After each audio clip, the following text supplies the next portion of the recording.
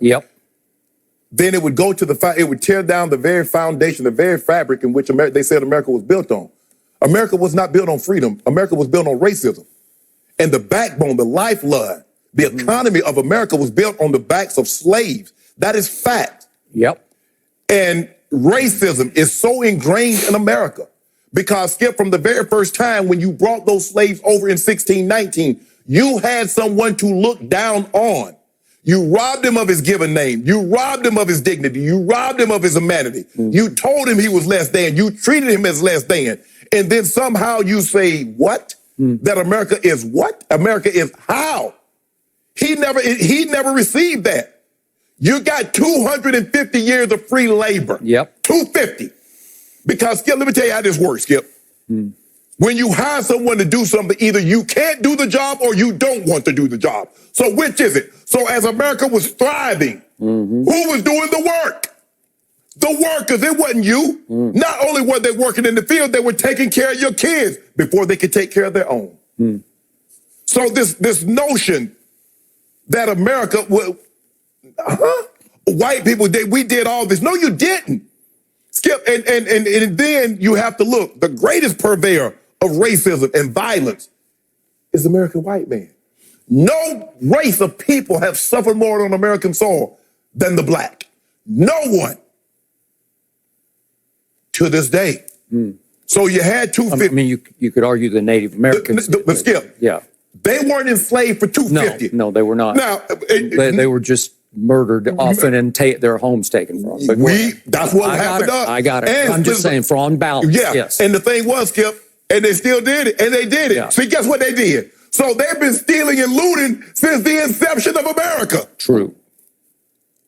So when you talk openly and honestly about what they did to the American black, and they was like, oh, get over that. That was so long ago. That's ingrained. Years and years, Skip, where you don't have any income. So great-grandfathers had sons and sons and sons that had nothing. They had no wealth. While they were passing it down from generation to generation, he was a slave owner. His son was a slave owner. His son became a slave owner. His son became a slave owner. You see how that wealth kept going down the line? Where we were having to start from scratch and Skip because, you couldn't read. A lot of these guys, they couldn't read. And if they caught you reading, they beat you or they killed you. So it took us a long time. And those were the ones happened to be the few that overcame. Yep. So if we have open and honest conversation about what America is and how America. Writing's not that easy, but Grammarly can help. This sentence is grammatically. Tell the story without telling about the American slave and his significant role in American history. But they'll tell you about George Washington. George Washington had slaves. They'll tell you about Thomas Jefferson. He owned slaves too, but he wrote the Declaration. You see, Skip? But he wrote the Declaration of Independence. What about them slaves that he had? What about that? He even had kids with him.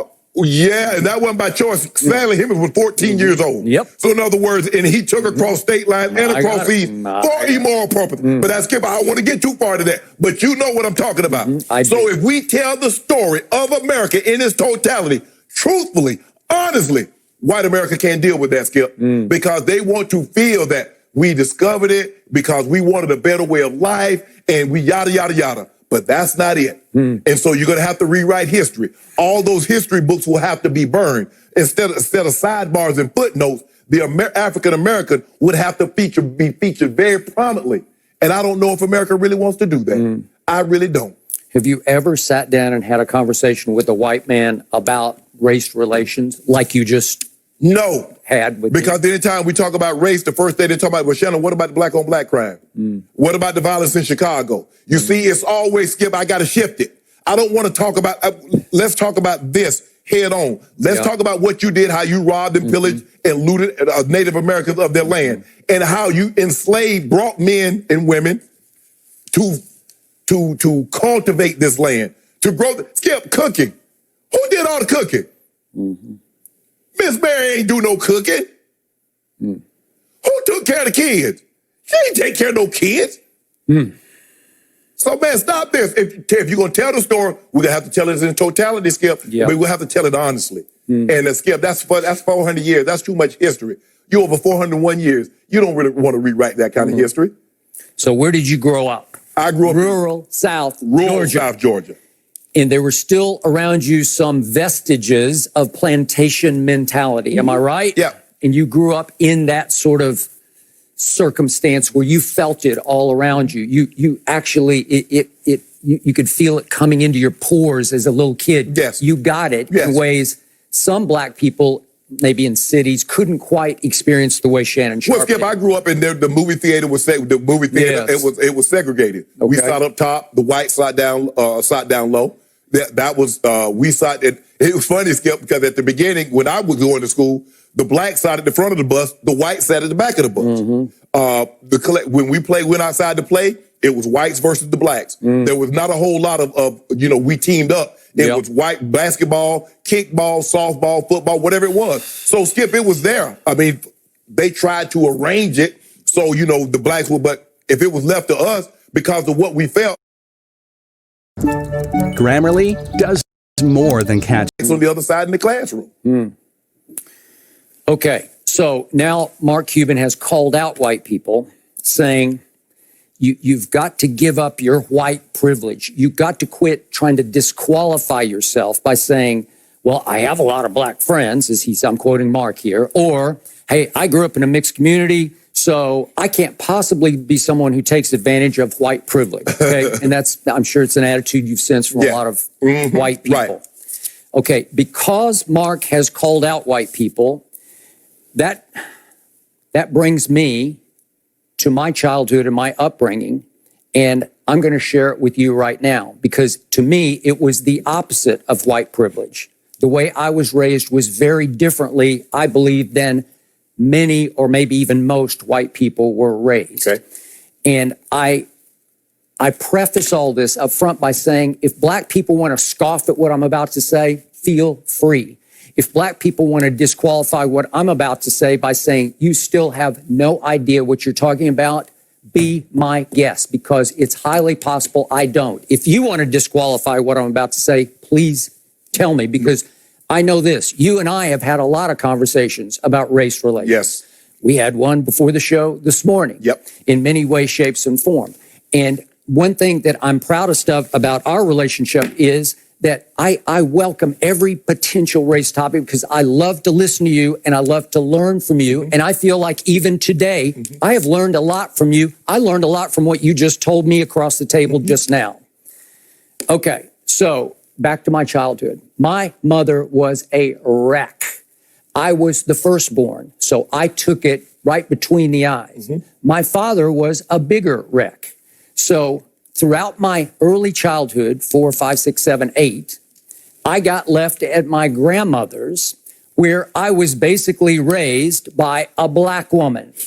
Her name was Katie Bell Henderson. She grew up in Alabama. Her grandparents were slaves, but then she was raised in high school on the south side of Chicago. So she had Alabama and south side of Chicago. And she was tough and she was smart.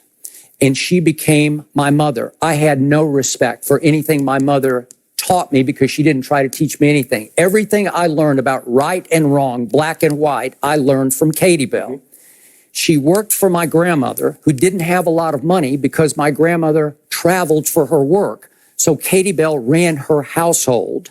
There were some grandkids who would come and go through the house, but my grandmother often wasn't there. So Katie Bell was the matron. She ran it all. So I spent many nights with Katie Bell, many days with Katie Bell, watching the shows she loved. The Edge of Night was her favorite soap opera. You remember Gunsmoke? I do remember a weekly Gunsmoke. Yep. Western. It always had a message to it. So that's why she wanted me to watch Gunsmoke.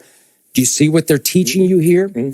So Katie Bell would even go so far as to take me occasionally to her AME church. You know AME churches? Where I was the only white face in an all-black congregation. And they treated me with nothing but love. And it dawned on me later, the reason they did is because every black face in that congregation knew what it felt like to be the only black in a congregation of white people, being around a bunch of white people, right? And I felt a joy in those services. I felt a spirit. I felt an energy that I never felt in my own all-white church, right? Right. So that was powerful to me and significant in my evolution to see that. She also, Katie Bell, would bring down her granddaughter every summer for the whole summer. Her granddaughter would stay at my grandmother's house. So her name's Audrey, and she was exactly my age. So at 6, 7, and 8, I'm spending summer afternoons in the backyard with Audrey making up silly games. Right. But we're talking about the south side of Chicago where she lived. Well, listen.